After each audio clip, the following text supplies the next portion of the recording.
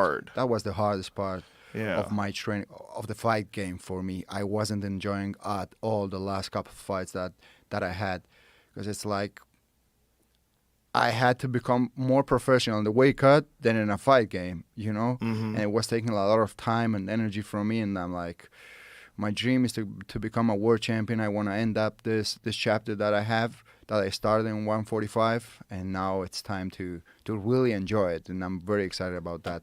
I already have one fight in 155. Jai Herbert. Yeah. I really wish the UFC would eliminate weight cutting. I really wish there was a way. Why It they doesn't allowed make to any do sense. that?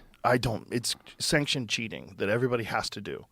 It's like if you're saying you're 180 pounds, you're not really 145, right? So it's crazy that you're the 145-pound champion, but you're a 180-pound man. It's kind of nuts.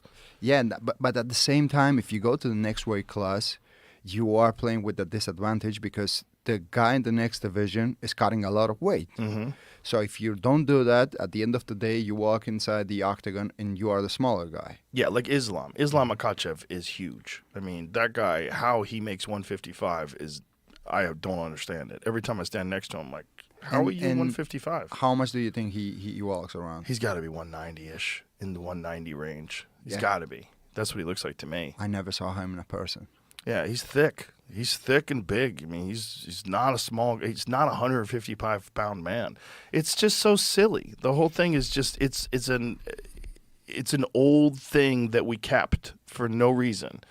And I feel like they should blow all the weight classes. I've talked to Dana about this. I actually talked to Ari Emanuel about this when they first bought the UFC. Mm-hmm. I said the first thing you should do is get rid of this. Get rid of the weight cutting and just add a bunch of weight classes. You know, because some of the weight class gaps, like the gap between 70 and 85 and then 85 and 205, they're too big. The gaps are too big. 20 pounds is nuts. I would do something with the drug test. Like if I go to your home to make the drug test, I put you in the scale. If you walk around like 8% or 10% over your weight, I would obligate you to go in the next weight class.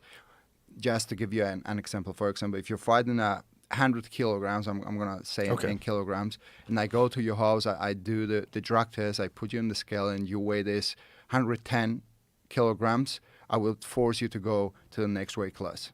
Yeah, I think that's realistic. That makes sense. And I think that they should have more weight classes because the weight class gaps are just too large. Or maybe that's an option also. Yeah, I mean, at the lower weight classes, it's 10 pounds, which seems reasonable. But really, at the lower weight classes, you know, when you look like 125 and 135, it could easily be 5 pounds. 5 pounds is reasonable.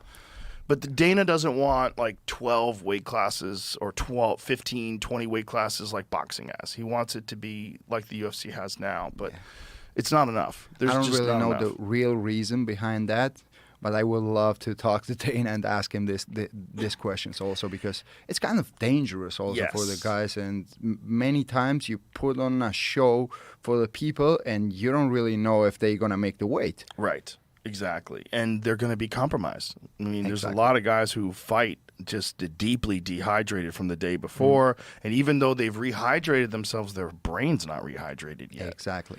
It's not smart. And it's also not necessary. Like, why would it would make for better fights? Why would you want someone to be physically compromised 24 hours before they're fighting? It doesn't make any sense at all.